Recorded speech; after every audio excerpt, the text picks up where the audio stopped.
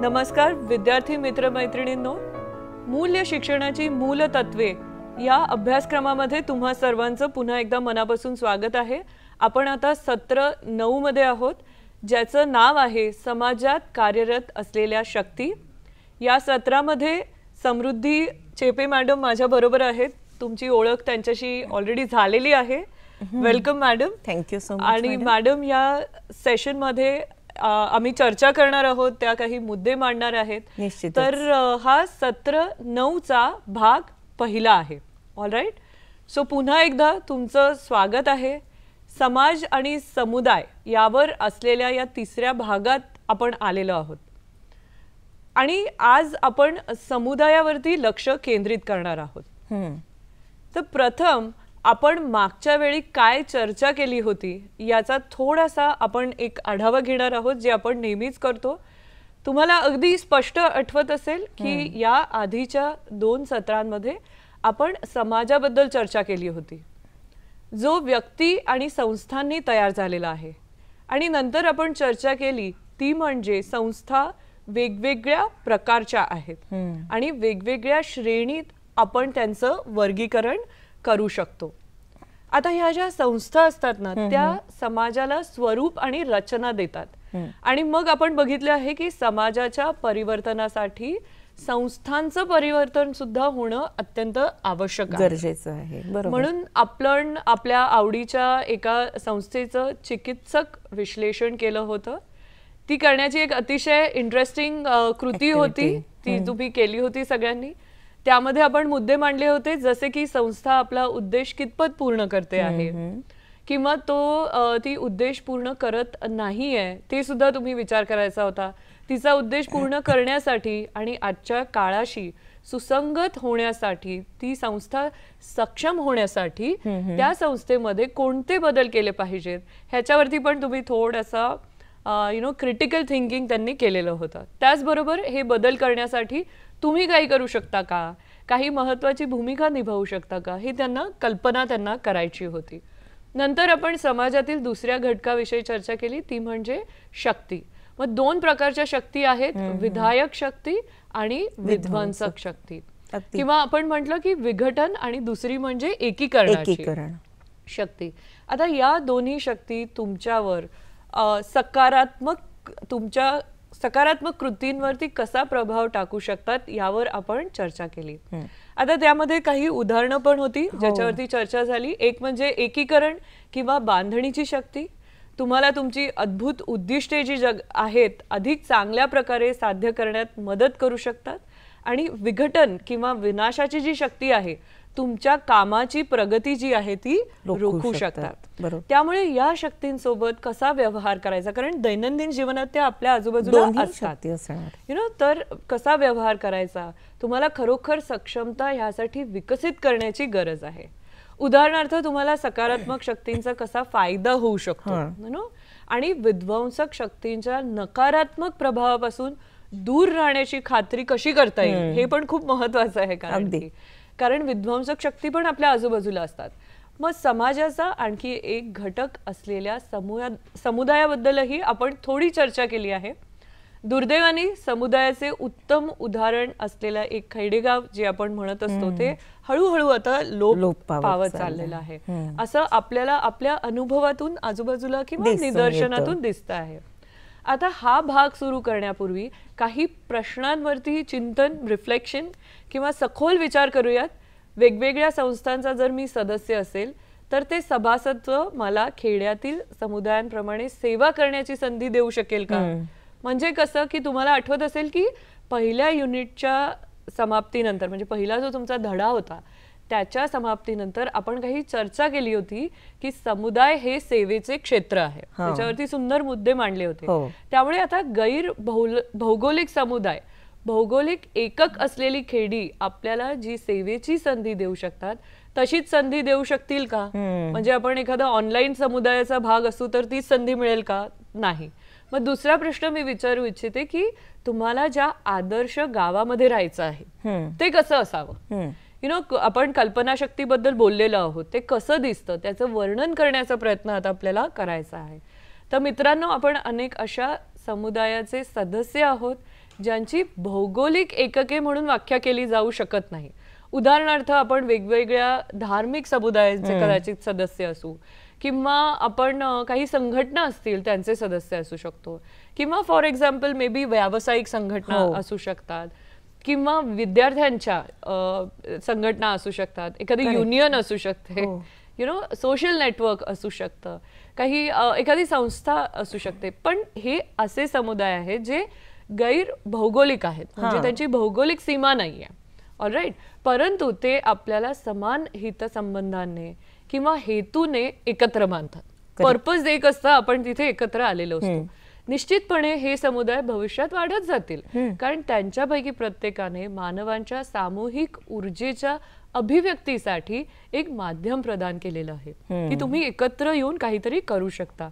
त्यामुळे हजारो आणि हजारो नवीन समुदाय तयार होणार आहेत आणि त्यांची संख्या आय एम शुअर वाढतच जाणार आहे.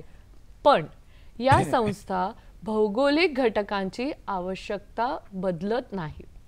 मग असे कोणते भौगोलिक घटक आहेत? तर ते घटक आहेत जे लहान आहेत आणि खेडेगावासारखे आटोपशीर आकाराचे आहेत. ऑलराईट. सो असे घटक जिथे लोक एकत्र राहू शकतात, ते एखाद्या समुदायाप्रमाणे एकत्रित कृती करतात. सो गेल्या अनेक दशकांपासून अनेकांना असं वाटत होतं की शहरी जीवन हे आपल्या भविष्यातलं आता एक उत्तर आहे आणि हा जीवन जगण्याचा एकच मार्ग असू शकतो. म्हणजे अक्षरशः मॅडम तुम्हाला सांगते की खेड्यापाड्यातून लक्ष म्हणजे की शहराच्या उभारणीकडे वळलेलं आहे. आणि लोकांचा असा विश्वास आहे की आता हे आपल्या भविष्यासाठीचं एकच उत्तर आहे, शहराकडे जाऊन राहायचं. पण नजीकच्या कालावधीत काही लोक आणि शास्त्रज्ञांची संख्या वाढत आहे ज्यांना असं वाटतंय की शहरांचा उदय ही एक तात्पुरती गोष्ट आहे. म्हणजे फॉर एक्झाम्पल काही वर्षांपूर्वी युरोपमध्ये किल्ले आले होते, छोटे छोटे छोटे छोटे आपापले किल्ले होते. काय त्यांचं कारण होतं की त्यांना संरक्षण पाहिजे होतं. शेकडो किल्ले बांधले गेले. पण आज काय झालं आहे, त्या किल्ल्यांचं रूपांतर झालंय. त्यांच्यामुळे किती संरक्षण मिळू शकतं? नाहीच. नवीनच मुद्दे सुरू झालेले आहेत. त्यामुळे किल्ले सोडून लोक काय करायला लागलेले आहेत आता दुसरीकडे, जिथे चांगली वसाहत आहे, सुखसोयी आहे. त्यामुळे आता हे जे किल्ले आहेत ते एक पर्यटन स्थळ बनून राहिलेले आहेत, जिथे लोक फिरायला जातात. आणि आश्चर्य वाटेल की त्या काळात कोणत्या प्रकारची विचारसरणी होती की त्यांना किल्ल्यांचं म्हणजे संरक्षण पाहिजे आहे म्हणून त्यांनी इतके सारे किल्ले तिथे बांधून ठेवले होते. तर असं काही शास्त्रज्ञ आहेत, असे लोक आहेत ज्यांचा असा विश्वास आहे की शहरांचे भविष्य सुद्धा या किल्ल्यांसारखं आता असणार आहे. त्यामुळे भविष्यात लोक शहरात राहणं सोडून देतील कदाचित. आणि खरं तर शहरांकडे शाश्वततेच्या दृष्टिकोनातून पाहिल्यास शहरे टिकाऊ नसतात हे लक्षात येईल. अगदी बरोबर. राईट. त्यामुळे त्यांच्या पावलांचे ठसे इतके मोठे आहेत की शतकानुशतके ही शहरे चालवणे जवळजवळ अशक्य आहे. त्यामुळे लोक काय करतील, पुन्हा गावाकडे परतण्याची त्यांची शक्यता आहे. मग हे खूप जाणून घेणं खूप इंटरेस्टिंग आहे, मनोरंजक आहे की नवीन संप्रेषण साधनांमुळे कम्युनिकेशन जे काही आता झालेलं आहे, लोकांना गावासारख्या समुदायांमध्ये राहणं आणि तिथूनच काम करणं सुद्धा शक्य झालेलं आहे. आता आपल्या सर्वांना इंटरनेटचा वापर करून घरून काम करण्याची सवय झाली आहे. त्यामुळे बहुधा हा खरोखरच एक अनुभव असावा जो संपूर्ण मानवतेला मिळाला, जे कोविडच्या दरम्यान झालेला आहे. हा खूप मोठा अनुभव होता. त्यामुळे काम करण्यासाठी, छोट्या कार्यालयात जाण्यासाठी तुम्हाला शहरांमधली जी रहदारी असते, ट्रॅफिक असतो, इतकं प्रदूषण असतं, तासन तास प्रवास करावा हे करण्याची गरजच नाहीये. त्यामुळे आत्ताच म्हटलं तसं की कोविड मध्ये आपल्याला सिद्ध केलं गेलेलं आहे की तुम्ही घरी बसू शकता आणि आम्हाला सर्वांना घरून काम करण्यासुद्धा भाग पाडलं गेलं होतं आणि ते आपण सगळ्यांनी केलं होतं. तो एक प्रकारचा निराळा अनुभव होता. अगदी घरून शिकायला विद्यार्थ्यांनी सुरुवात केलेली होती. आपण आपल्या कॉलेजेस आणि युनिव्हर्सिटीमध्ये घरूनच जायला सुरुवात केली होती. घरी बसून मुलांनी परीक्षा दिल्या होत्या. पण असं असलं तरी तो एक अनुभव होता. त्यामुळे अनुभव म्हणून आपण त्याचा विचार करावा, जो आपण सर्वांनी ताकदीने अगदी त्याच्यावरती मात केली.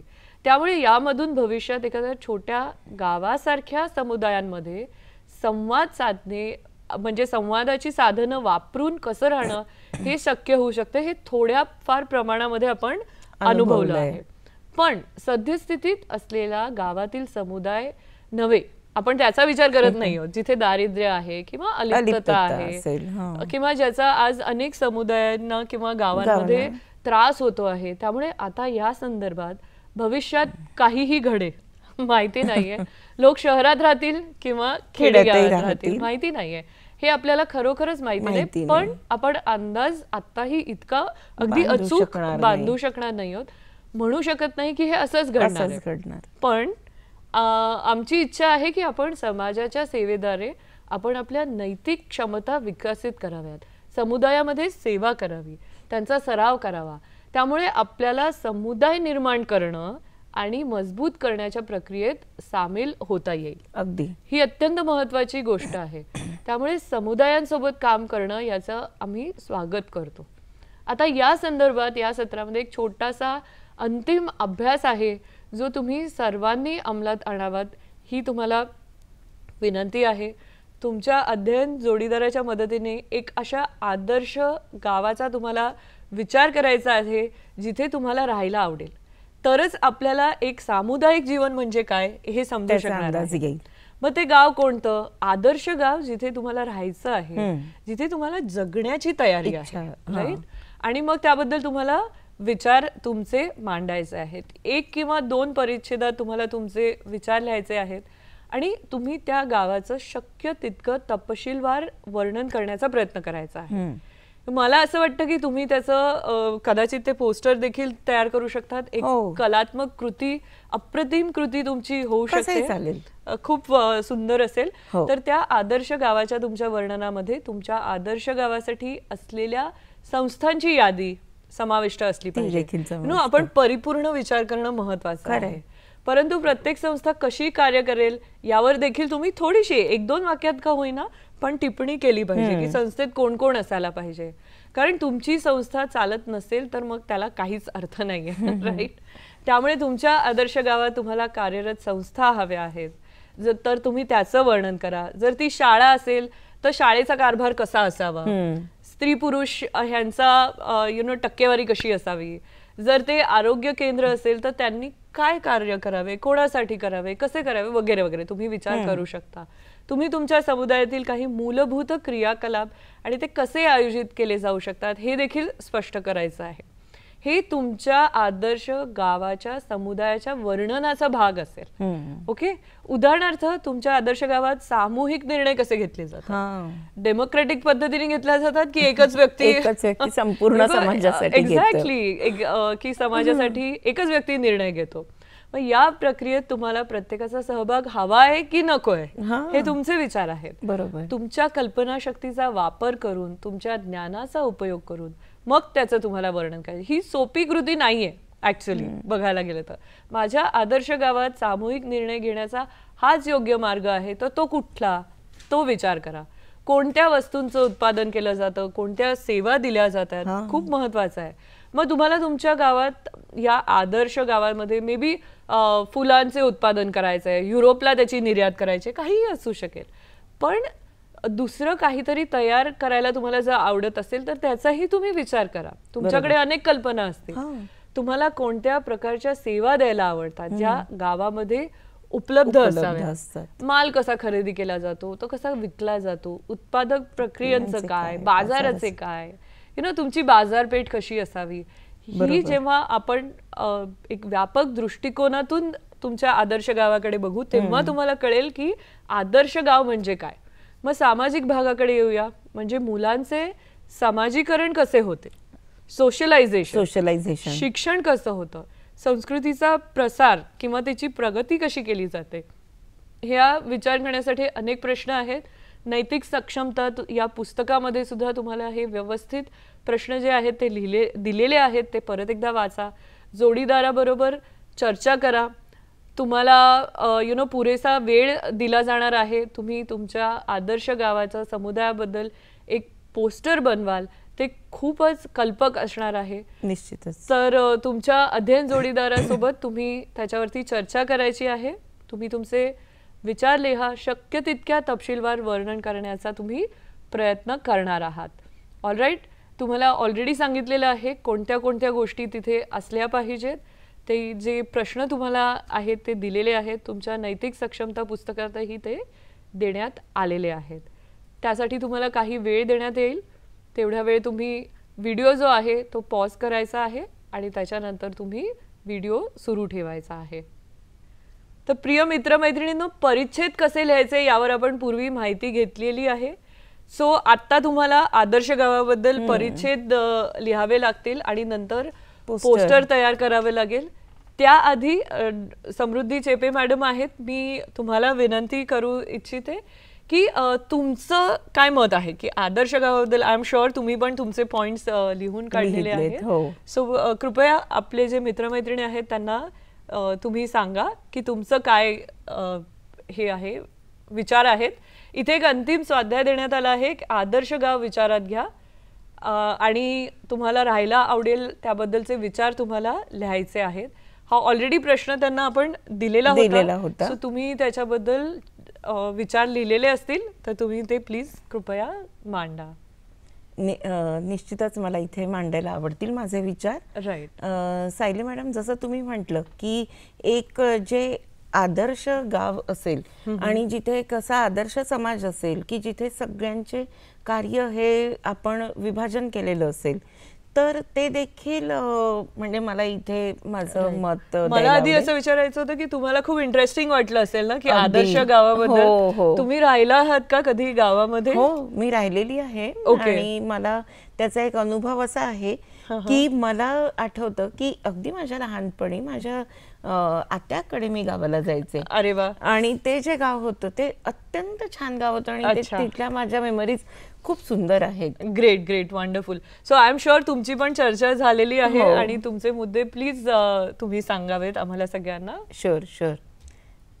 तर जेव्हा मी माझ्या लर्निंग पार्टनर सोबत या सगळ्या प्रश्नांची उत्तरं लिहिली, तर आम्हाला अशा आदर्श गावात राहायला आवडेल की जिथे गावाची देखरेख आणि शासन हे फक्त गावकरीच करतील. अरे वा.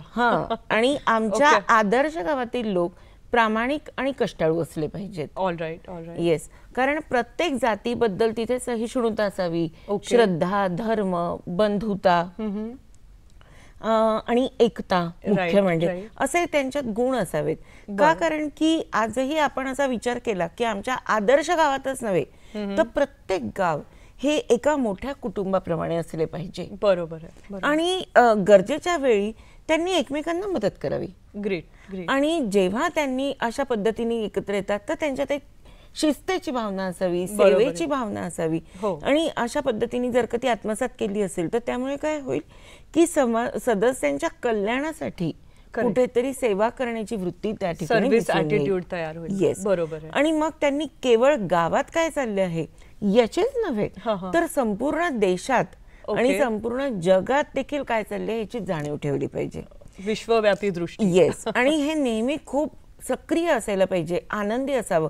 म्हणून आम्ही आमच्या आदर्श गावात अशा प्रकारचे गावकरी शोधत आहोत. अरे वा, खूपच सुंदर. तुम्ही सुरुवात कशी केली हे खूप मनोरंजक होतं, कारण यामुळे पायाभूत सुविधा आणि रस्ते आणि इमारतींबद्दल बोलण्यापेक्षा तुम्ही खरोखरच लोकांपासून सुरुवात केली. ते खूप महत्वाचं होतं की लोकांनी कसं असावं. कारण जरी सर्व पायाभूत सुविधा असतील कदाचित, पण लोक चांगल्या मनाचे नसतील, अगदी लखलखीत सोनेरी मनाचे नसतील तर ते एक आदर्श गाव होणारच नाही. हा एक चांगला मुद्दा आहे सुरुवात करण्यासाठी. तुम्ही उत्तम मुद्दे हा निवडलेला आहे. आय एम शुअर तुमच्याकडे आणखीही काही मुद्दे आहेत. तर पुढचा प्रश्न आमच्या मते अत्यावश्यक असणाऱ्या संस्थांची यादी लिहायला सांगितली गेली होती आणि त्या गावात कशी ती कामं करतील. तर मग मी आणि माझ्या लर्निंग पार्टनरने त्यावर चर्चा केली आणि काही संस्थांची यादी तयार केली. आणि त्यामुळे पहिली संस्था म्हणून आम्हाला वाटले की आमच्या आदर्श गावात अन्न केंद्रे असावी. Wonderful, very nice. हो, की त्यामुळे गावकरी स्वतःसाठीच नव्हे तर शहरी लोकांसाठी देखील अन्न आणि भाजीपाला दोन्ही पिकवतील. वंडरफुल. त्यामुळे काय होईल की आपल्या गुरांसाठी देखील ते चारा पिकवतील.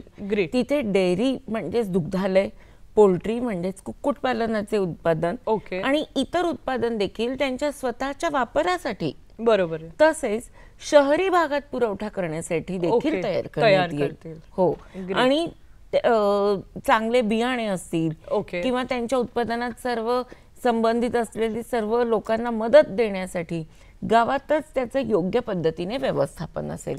So nice, so nice.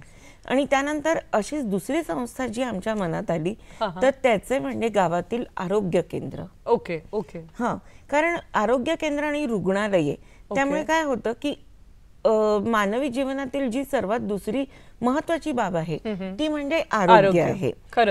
आणि हे आरोग्य आपल्याला सर्वांना माहितीये की हे आपल्यासाठी किती महत्वाचं आहे. खरंच. आणि त्यामुळे आपल्या आदर्श गावात गावकऱ्यांच्या आरोग्याची तसेच त्यांचे समजा गुरं कोंबड्या यांच्या आरोग्याची देखील काळजी घेण्यासाठी योग्य सुविधा असल्या पाहिजेत. खरंच, नाहीतर लोक इकडे तिकडे फिरत बसतात आणि त्यांना मदत मिळत नाही. अगदी बरोबर. आणि काय होतं ना मॅडम की गावातील लोकसंख्येनुसार 1 किंवा 2 आरोग्य केंद्रे तिथे असावीत आणि त्यापेक्षा जास्त देखील असू शकतात. अगदी प्रश्न तो नाहीये. आणि त्यामुळे काय एक छोटेसे रुग्णालय देखील तिथे असावे की अशा याच्यामुळे काय होतं की त्यांचं जे जीवनाची जी क्वालिटी आहे त्याच्यात एक भर पडते. आणि आरोग्य केंद्राबरोबर पशुधनाची काळजी घेण्यासाठी पशुवैद्यकीय दवाखाने देखील तिथे असावे गावामध्ये. येस, कारण की केंद्रात नियमित उपचार करणारे कर्मचारी असावेत, उपकरणं असावीत. एक्झॅक्टली, जास्त महत्वाचं. आणि औषधं, कारण अन्यथा फक्त इमारत असून होणार नाही. अगदी बरोबर आहे की कितीतरी वेळा असं होतं की खूप ही दुःखद गोष्ट आहे की अनेक गावातील आरोग्य केंद्रांची सद्यस्थिती तशीच आहे की फक्त इमारत असते, बाकी तुम्ही जे सांगितलं तेथे काहीही ती सोय नसते. खरंच बरोबर. आणि म्हणूनच आम्ही आमच्या या आदर्श गावात अशा प्रकारच्या आरोग्य केंद्रांची अपेक्षा करतोय की ज्यामुळे कर्मचाऱ्यांना गाव हे प्रशासनाअंतर्गत जबाबदारीने त्यांनी काम करावे. ओके, म्हणजे गावातलीच लोक प्रशासन करतील आणि जबाबदारीने काम करतील. म्हणजे तुम्हाला असं म्हणायचं असेल की स्थानिक प्रशासन, लोकल गव्हर्नन्स तिथे असावा. अगदी बरोबर. आणि आमच्या आदर्श गावात अजून एक सांगू इच्छिते मॅडम की एक संस्था असायला हवी की गावात योग्य शैक्षणिक सुविधा मिळायला हव्या. अगदी बरोबर. का? कारण की त्यामुळे आमच्या आदर्श गावात मुलांच्या शिक्षणाची योग्य व्यवस्था जर का असेल, प्राथमिक शाळा म्हणा, उच्च माध्यमिक शाळा या सर्व असावेत जेणेकरून लहान मुलांना शिक्षणासाठी गावाबाहेर जावे लागणार. खरंच आहे, नाही तर मैलोन मैले मुलं चालत जातात. आणि काय होतं ना, त्यामुळे प्रत्येक मुलासाठी एका विशिष्ट वयापर्यंतचे सामाजिक शिक्षण मोफत असावे आणि ते सक्तीचे असावे. आणि मोठ्यांसाठी देखील एक सॉफ्ट स्किल ट्रेनिंग म्हणा किंवा व्होकेशनल ट्रेनिंग सेंटर आणि अडल्ट ट्रेनिंग सेंटर किंवा प्रौढ शिक्षण केंद्र हे देखील असावे की ज्यांना शिक्षण घ्यायचे आहे त्यांच्यासाठी तिथे सोय असावी. बरोबर. आता कधी कधी काय होतं, काही मोठी माणसं काही कारणास्तव त्यांचं शिक्षण कंटिन्यू नाही करू शकत. मग त्यांना जर का शिकण्याची इच्छा असेल तर आमच्या या आदर्श गावात काही केंद्रे अशी असावीत की जिथे त्यांना जर का शिकायचं असेल तर ते नक्कीच त्यांचं शिक्षण जाऊन पूर्ण करू शकतात. खूपच सुंदर, खूपच सुंदर. म्हणजे शेवटी जेव्हा आपण आजीवन शिकण्याबद्दल बोलतो तेव्हा केवळ वाचन आणि लेखनाची मूलभूत माहितीच नाही तर ते अनेक कौशल्य सुद्धा शिकू शकतात. जसं तुम्ही म्हणालात की त्यांनी शिक्षण त्यांचं थांबलं पण असा ते अभ्यासक्रम घेऊ शकतात, लहान लहान अभ्यासक्रम घेऊ शकतात. त्यामुळे प्रौढ शिक्षण केवळ साक्षरतेबद्दलच नाही तर इतर अनेक गोष्टींबद्दल आहे. त्यामधून सतत नवीन ज्ञान तयार केलं जातं, त्याचा लोकांना फायदा होऊ शकतो. अतिशय सुंदर तुम्ही हे सांगितलं की त्यांना व्होकेशनल ट्रेनिंग सुद्धा देता येऊ शकतं. आणि ना मॅडम मी एक इथे सांगू इच्छिते की शिक्षणाला वय नसतं.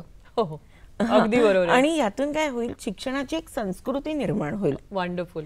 येस, कारण शिकणे हे खूप महत्वाचे आहे. आणि मग आम्हालाही असे वाटले की कृषी असो, पशुपालन असो, अशा या विविध क्षेत्रातील जर का शिक्षण हे सुनिश्चित करण्यासाठी आवश्यक असेल किंवा शेतकरी आहे, मेंढपाळांना त्यांच्या कार्यास काही त्यांची मदत होईल. अगदी हे छोटे छोटे कोर्सेस कोर्सेस आणि अशा नवीनतम घडामोडींची जाणीव करून त्या लोकांना दिली जाईल. आणि मग वरील व्यतिरिक्त इतर काही सुविधा जसे की पोस्ट ऑफिस असेल किंवा कॉलेज असेल, लहान मुलांसाठी काही एखादं छोटंसं खेळाचं मैदान असेल, वडीलधाऱ्यांसाठी बैठकीचं ठिकाण असेल किंवा आमच्या आदर्श गावाचा एक भाग असावा. म्हणून म्हणजे काहीही छोटे मोठे ज्या काही गरजा जागा असेल तिथे ते सगळं केलं जाईल. बरोबर, प्रशासनाच्या देखरेखीखाली घेतल्या जातील ते सगळं. आणि पुढील जे काही सामूहिक निर्णय तिथे कसे घेतले जातील. आणि मग आम्ही विचार केला की आमच्या आदर्श गावात आमचे एक सल्लामसलत सभागृह असेल. Wow, so wonderful. येस, की जिथे आम्ही दर महिन्याला ग्रामस्थ एकत्र येऊन त्यांच्या विषयांवर ते चर्चा करतील, त्यानंतर त्यांचा अंतिम निर्णय होईल आणि त्याची अंमलबजावणी स्थानिक सरकारकडे पाठवली जाईल. So wonderful, very good. आणि काय होईल ना मॅडम की सामूहिक निर्णय घेण्याची परवानगी कुठेतरी दिल्या गेली सगळे एकत्र बसून. बरोबर. आणि तुम्हाला माहितीये की अनुभवाने दाखवून दिले की जर का स्थानिक समुदायाला तुम्ही विकास कार्यक्रम राबवण्याची परवानगी दिली तरच सरकार अधिक प्रभावी पद्धतीने काम करू शकते. अगदी बरोबर, त्यांना त्यांच्या गरजा माहिती असतात. बरोबर. आणि त्यामुळे या दिशेने पहिले पाऊल म्हणजे ग्रामसभा, ग्राम परिषद यासारख्या ग्रामस्तरीय संस्थांना बळकटी देणे. खूपच छान, खूपच छान. हा, परंतु हे काम सल्लामसलत पद्धतीने केले जावे. ग्रेट. असं त्या आदर्श गावाचं स्वरूप असावं. अप्रतिम. त्यामुळे खरोखरच या मासिक ज्या काही तुम्ही म्हणताय सल्लामसलत बैठका असतील, ज्या तुम्हाला तुमच्या आदर्श गावात असायला हव्यात, त्याही गाव भेटीचे प्रसंग होऊ शकतात. हो, राईट, निश्चितच. एकमेकांना अधिक जाणून घेण्याचे प्रसंग होऊ शकतात. तुम्ही कसे आहात, तुमचं कुटुंब कसं आहे, विविधतेतील एकता ह्याचा जेव्हा आपण विचार करतो कार्यक्रम होतात. आणि या सल्लागार बैठका ज्याच्यामध्ये सल्लामसलत केंद्र, खूप सुंदर तुम्ही ते ब्युटिफुल टर्म वापरली, ते गावात एकात्मता वाढवण्यासाठी केंद्र बनू शकतात. बरोबर. अगदी लहान मुलंही येऊ शकतात, मे बी नृत्य करू शकतात, राईट, सांस्कृतिक कार्यक्रम होऊ शकतात. आणि खूपच सुंदर मुद्दा तुम्ही मांडलेला आहे. अजून काही तुम्ही लिहिलेलं आहे का? एक आम्हाला असं वाटलं या ठिकाणी की गावातील सामाजिक घडामोडींमध्ये महिलांची भूमिका खूप महत्वाची आहे. Very true, very true. आणि त्यामुळे स्त्रिया इंधन किंवा चारा किंवा पाणी गोळा करणाऱ्या आणि त्यांच्या सांस्कृतिक दृष्ट्या निर्धारित भूमिकेमुळे पर्यावरणीय परिस्थिती त्या सुधारण्यासाठी तयार केलेल्या कार्यक्रमांमध्ये सक्रिय रस घेत असतात. Absolutely, absolutely. आणि त्यामुळे काय होतं की गावाच्या विकासात देखील महिलांचा सक्रिय सहभाग इथे आपण घेऊ शकतो. आणि अशीच आमची इच्छा आहे की त्यामुळे महिलांचे देखील इथे समान कुठेतरी कॉन्ट्रीब्युशन असावे. अगदी, म्हणजे स्त्री पुरुष समानता तुम्हाला तुमच्या गावामध्ये असायला पाहिजे आणि ती बलशाली झाली पाहिजे, असं तुम्हाला वाटतंय. Wonderful, wonderful. येस. आणि मग पुढील प्रश्न विचारला गेला की उत्पादित केलेल्या वस्तू आणि सेवा ह्या काय आहेत. करेक्ट. तर त्यामुळे आमच्या आदर्श गावात सेंद्रिय अन्नधान्य, ऑर्गॅनिक भाजीपाला, फळे यांचे उत्पादन होईल असे आम्हाला वाटले. त्यामुळे काय होईल की गाव अन्नधान्याच्या बाबतीत स्वयंपूर्ण झाले पाहिजे. Very true. आणि अतिरिक्त उत्पादन जे काही असेल तर ते विक्रीसाठी सहकारी संस्थांमार्फत देऊ केले जाईल. अगदी बरोबर.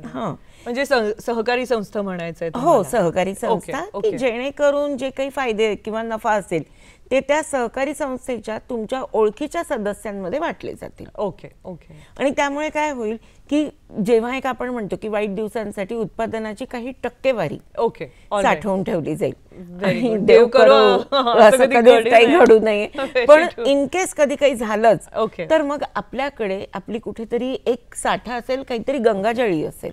Great, great, wonderful. म्हणजे त्याला सायलो असा एक प्रकार म्हणतो, तसं मी बघितलेलं आहे, ऐकलेलं आहे. जास्तीचं धान्य गोळा करतात जेणेकरून काही महिने तरी गावातील लोकांना त्रास होणार नाही. बरोबर ना? अगदी बरोबर. येस. तर सायली मॅडम, आणि पुढे मला एक असं सांगावं असं वाटतं की आमच्या ह्या आदर्श गावातील प्रत्येक सदस्य आठवड्यातून एकदा आपली ऐच्छिक सेवा देईल. Okay, wonderful. त्या सेवा कोणत्याही स्वरूपात असू शकतील. कदाचित वाहतूक नियंत्रण असेल किंवा शैक्षणिक मदत असेल किंवा गावातील संसाधने इतर सदस्यांसाठी वापरणे तर त्या स्वरूपात असेल. म्हणजे अशी स्वेच्छेने केलेली सेवा आम्ही करू शकतो. पण मला असं विचारायचं, काय अशा सेवेची नक्की काय गरज आहे, म्हणजे तुम्हाला काय वाटतं? एक्झॅक्टली. तर मी तुम्हाला सांगू इच्छिते की सेवेची भावना ही आपल्याला गावात आणि गावकऱ्यांमध्ये रुजवायची आहे. का? कारण की जर का गावात ही सेवेची भावना असेल तरच आपण सुरुवातीला नमूद केल्याप्रमाणे आपण ती विकसित करून जेव्हा पुढे जाऊ तेव्हा लहान मुले आणि सर्व ज्यांना हे समजेल की त्यांचे जीवन हे सेवाभावी वृत्तीने व्यतीत झाले पाहिजे. आणि मग पुढचा प्रश्न असा होतो की कोणत्या वस्तूंचे उत्पादन केले जावे. बरोबर, तो पुढचा प्रश्न. आणि कोणत्या सेवा या दिल्या जाव्यात. तर आरोग्य, शैक्षणिक, टपाल या सेवा दिल्या जाव्या. याचबरोबर पुरेशी दूरसंचार आणि इंटरनेट सेवा या देखील असायला हव्या. इंटरनेट आता अत्यंत महत्वाचं झालेलं. आणि सर्व ग्रामस्थांसाठी डिजिटल माहिती केंद्र असावे. Wow, wonderful. येस, की त्यामुळे लोकांमध्ये डिजिटल एक फूट पडणार नाही, डिवाइड होणार नाही. आणि आजकाल आपण पाहतो की डिजिटल डिवाइड आहे. पूर्वी जात, पंथ, धर्म यामुळे भेदभाव होत होते. खरंच आहे. किंवा समाजात फूट पडत होती. आता फूट पडण्याचा नवीन प्रकार आहे डिजिटल डिवाइड. डिजिटल डिवाइड खरंच आहे. तर आमच्या गावात असे घडू नये असे आम्हाला वाटते. Okay okay. तर आपल्या या आदर्श गावात रस्ते, वाहतूक या सर्व सेवा त्रासमुक्त असाव्या. वंडरफुल. येस. आणि त्यामुळे आमच्या आदर्श गावात आम्ही म्हणजे परिसंस्थेच्या सर्व घटकांची उत्पादकता वाढवू. Very good. येस. जी काही उपजाऊ जमीन असेल ते पिकांच्या जमिनी, पाण्याची व्यवस्था, पशुधन सर्व काही शाश्वत मार्गाने होईल.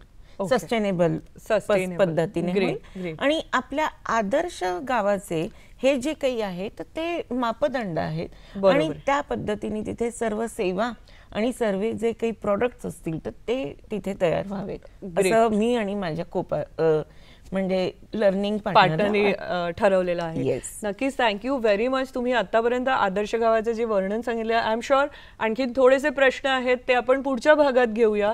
हा जो भाग आहे तो इथे संपलेला आहे. तुम्ही अतिशय सुंदर शेवटचं जे वाक्य वापरलं की सस्टेनेबल डेव्हलपमेंट पाहिजे आहे, शाश्वत विकास आपल्याला हवा आहे. तर समृद्धी मॅडमचं जे हे आदर्श गावाचं वर्णन आहे ते आपण पुढच्या भागात परत एकदा बघणार आहोत. धन्यवाद मॅडम, खूप छान तुम्ही तुमचे मुद्दे मांडलेले आहेत. प्रिय मित्रमैत्रिणींनो, लवकरच भेटूया भाग 2 मध्ये. धन्यवाद.